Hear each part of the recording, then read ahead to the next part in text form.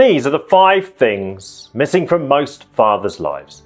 And this is why your kids feel it. What if the reason you feel disconnected from your children has absolutely nothing to do with time, or how busy you are, or how much you've got on your plate? What if there are 5 things missing from your life and your kids are feeling every single one of them? Welcome back. This is Answer Me This, part of the Fatherhood in Focus podcast. I'm Aidan, dad, host, and founder of the Modern Fatherhood Club.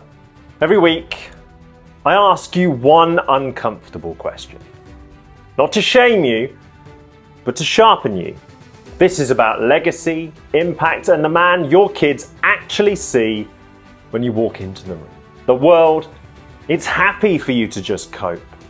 We're here to help you choose. Choose how you show up, how you lead, and how you love. Before we dive in, if you haven't already, subscribe to the podcast, and if you're watching on YouTube, subscribe there too. And you can head over to themodernfatherhoodclub.com, where you can grab some of our free resources. They're built to support you from those early messy days right through to the years when they're shouting at you from across the room. All right, take a breath. This week's question is going to test you. Let's get into it. So our children don't just experience what we do.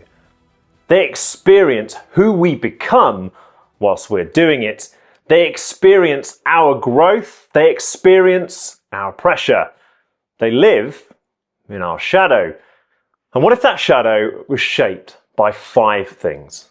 So, as we move through this episode, I want you to ask this. Is this missing? If so, why is it missing? And if it was no longer missing, well, what impact would it have on your relationship with your kids and your partner? But I also want you to go one step further. I want you to quantify the cost of not making a change. What is it costing you? What is it costing them? And how is that decision not to change going to shape their future? I spent years thinking I needed more progress, more success, more momentum. But when I look honestly at the moments my boys and I are closest, none of those things are present. What is present are 5 things that I think us modern dads are losing. Not intentionally, but because we are carrying more than we're prepared to let on, more perhaps than we expected, and we're doing it because we're duty bound to step up and deliver. But when we do lose them, our children lose access to us, and we lose sight of the importance of that connection, our influence in the good times, our perspective in the tough times, our ability to focus on what's important and prioritize those things that matter, not just to you, to them, and to the future of your family. And the reality is, these things are all available. They're all things that help you direct your attention to what matters, all things that help them see you at your very best. So the first thing you're missing, it's stillness. It's the ability to sit in silence, sit in the chaos, sit knowing that things can wait, that things won't collapse if you don't act now. You see, today urgency is thrust into our conscious. Act now, do this, and it will have this impact. The impact will be immediate. If you don't, well, you're going to be missing out. But what if your kids just needed the opposite? What if they need you to just stop? Stop chasing, stop comparing, stop worrying, stop looking for the next challenge. What if they need to learn to be still, comfortable in the silence, willing to sit whilst the world around them descends into chaos? Even willing to be in the here and now, not chasing, not trying to be like everyone else, not rushing, just still. Now I struggle with stillness. If I'm stationary, I feel like the world is passing me by. But what I hate most about the stillness is not being able to switch off. Not being able to stop thinking about that next goal, that next task. And the challenge that I think you and I face is that the world doesn't want you to slow down. It wants you to push and push until you can give no more. It wants you to compare yourself, to pursue the wants rather than the needs. But you see, children, they connect in stillness, not productivity, not achievement. They connect and learn when you slow down. They connect when you're present and prepared to watch as the world passes you by. So the question is, can your children access you when nothing is happening? And remember, if stillness is missing, you've got to ask yourself, why is it missing? And if it was no longer missing, what impact would it have on your relationship with your kids and your partner? And if you go one step further, what is the cost of not leaning into stillness? What is it costing you? What is it costing them? And how will it shape their future? So stillness is the first thing you might be missing. And the second one, it's playfulness. See, the dad they remember, he's not the provider. He's the playful one. The one laughing, the one being silly, the one prepared to enter their world, the one making time to get down to their level and play. The reason why stillness is important is because it allows you to take that step into their world. Play the games, listen to the stories, laugh and joke and let chaos reign.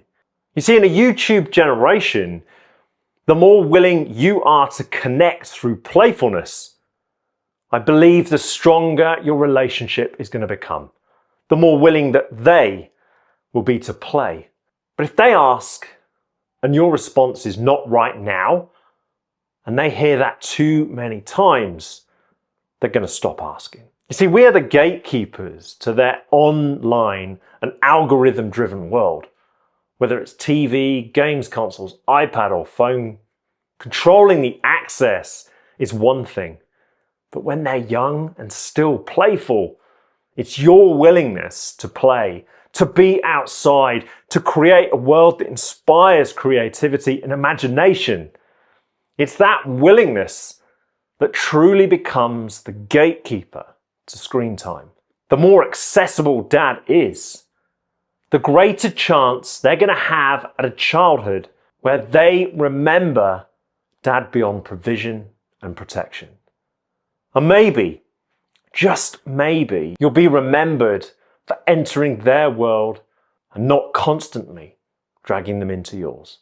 So the question is, have responsibility and pressure stolen your playfulness? And remember, if playfulness is missing, you have to ask why.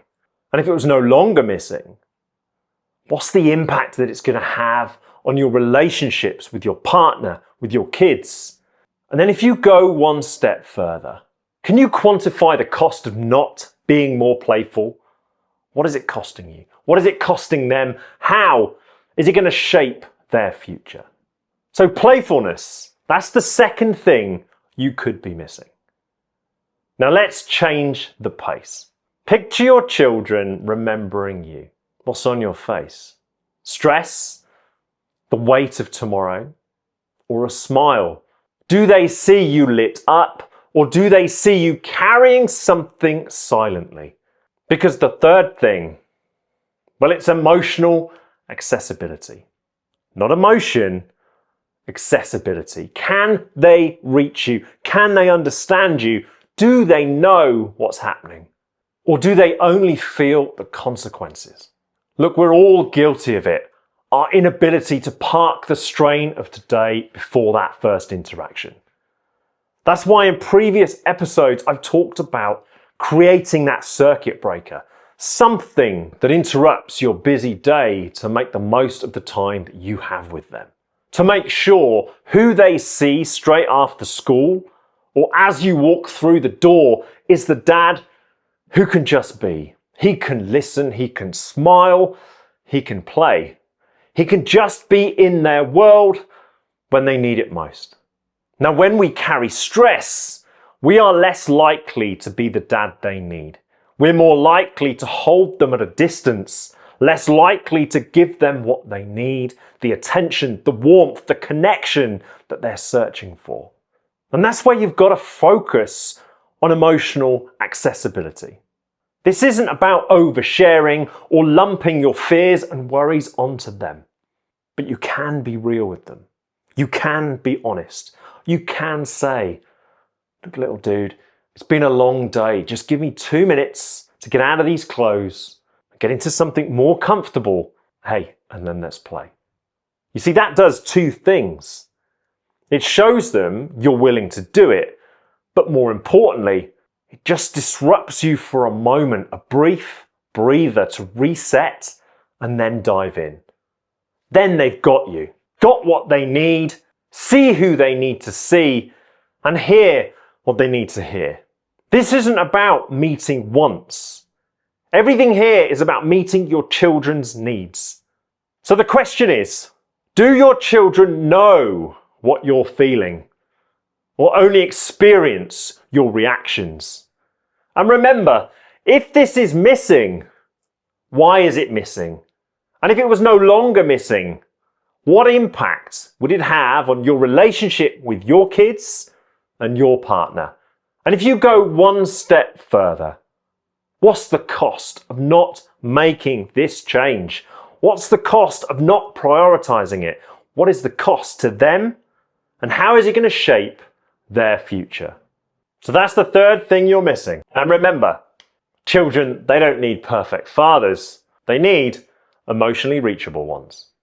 Okay, now let's take a look at the fourth thing, and it's trust. Trusting them, trusting yourself, trusting the process, trusting them to learn from failure, from success, from pain, from glory. Because we both know confidence grows when children are allowed to try, allowed to fail, allowed to recover. And we must trust them to open up, to challenge, to fight for what they believe in, to give it a good go and be the best they can be. But we're told from a young age that trust is earned through respect, following guidance, respecting those who are in that position of authority. But as parents, I think we need to trust them from the off. You give them the blueprint. And let's be frank, that starts and ends with mum and dad.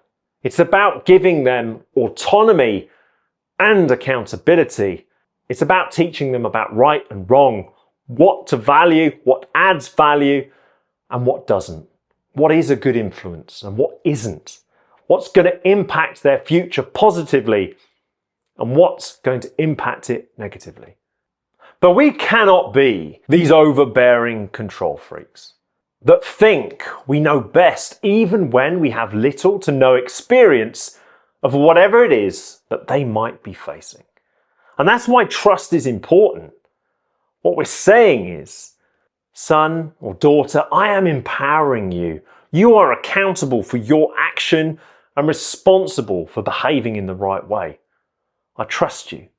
If you fail or make a mistake, come and speak to me. If you're unsure, ask. If you succeed, let me celebrate beside you. Trust creates connection, and it also instills boundaries. It also helps you communicate, not as their friend or their equal, but as someone who has their best interests at heart and without stifling them.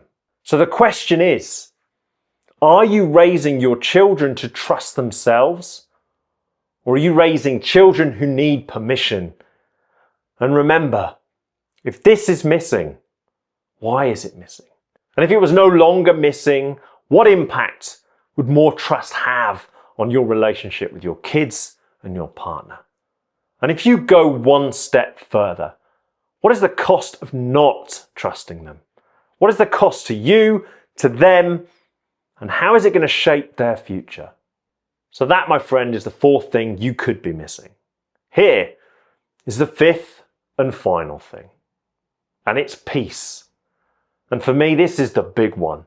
It's not happiness, it's not success, it's peace. It's the ability to enter a room and lower the pressure, to create safety, stability, to create calm, to create breathing space, to create openness, a place for honesty, calm, and dialogue.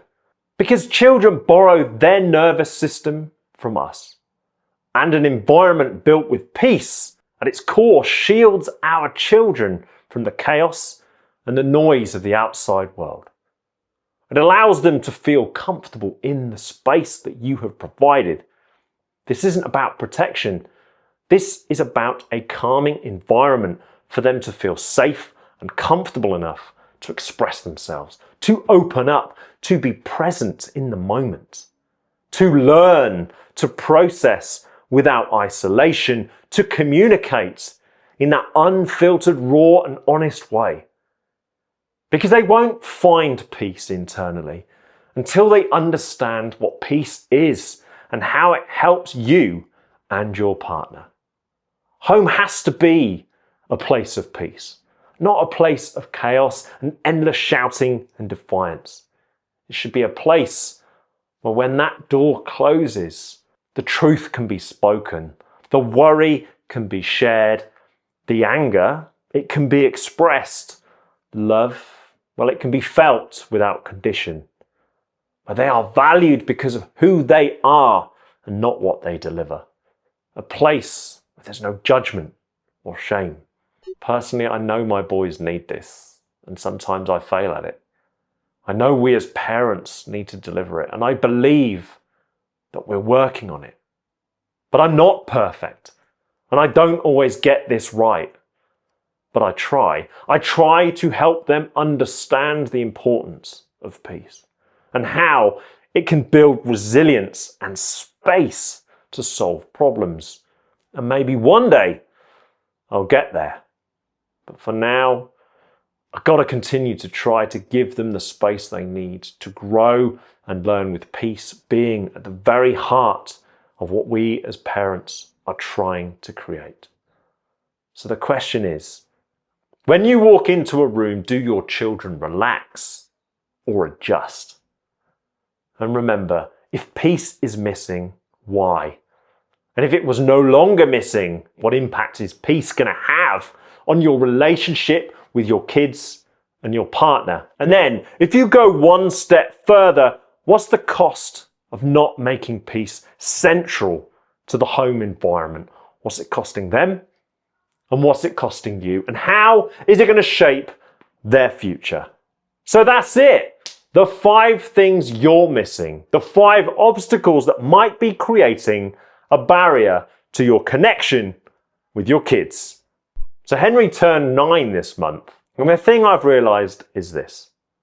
My boys, they don't need a better provider. They don't need a more productive dad. They don't need more effort. They need more access to my calm, my attention, my love, my presence, access to dad, access to mum, freedom to find their feet, and an environment where we both understand what gets lost if we don't focus on these 5 things. One day, your children won't remember how busy you were. They're going to remember how available you felt and how you made them feel at home when they needed you most. So answer me this. Which one of these 5 things is missing from your life right now? Is it stillness, playfulness, accessibility, trust, or peace? Because whatever is missing from you, for your children, they're probably feeling it too. And fixing it might just be the most important work you do as their dad. Thank you. I am here because I lost sight of what was important and it almost cost me everything. But that challenging time, it taught me about duty. It taught me to live aligned to the things that matter and to never overlook the small stuff and my impact on their world. I've made mistakes. I've missed moments. But I'm not letting them define me. Remember, your kids, they don't need a dad who has it all figured out. They need a dad willing to look in that mirror and keep becoming. So if you're here, if you're scrolling between pressure and exhaustion, and it's starting to make you feel a little uneasy, you're in the right place. This is where we talk about what matters. This is where you answer those questions that keep you up at night.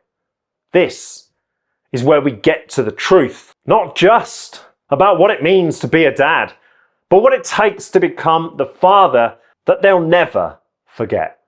As always, write it down, dive into the detail, and create something so powerful and unique that you cannot wake up and not move toward it.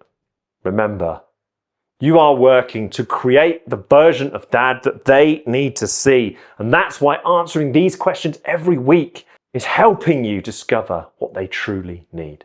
Because if you do, they're going to live how you lived, love how you loved, listen how you listened, prioritize the way that you did, and show up in the lives of those they love just as you did. This is the role of the modern dad. Stability, strength, passion, perseverance, pride, and above it all, love. Okay, so a series of questions this week where you've just spent a few minutes doing what most of us avoid. Slowing down, being honest, and looking at how you're really showing up. And my friend, that matters more than you know.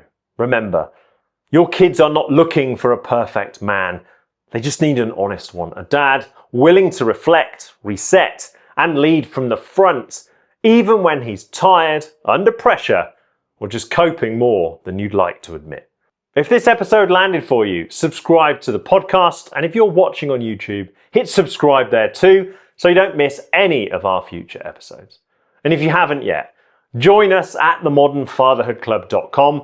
There you're going to find free resources, reflection questions, the ultimate new dad toolkit, the new dad recharge course for those of you that are ready to align your energy and priorities, and all the details you need on our upcoming antenatal course for new and expectant dads.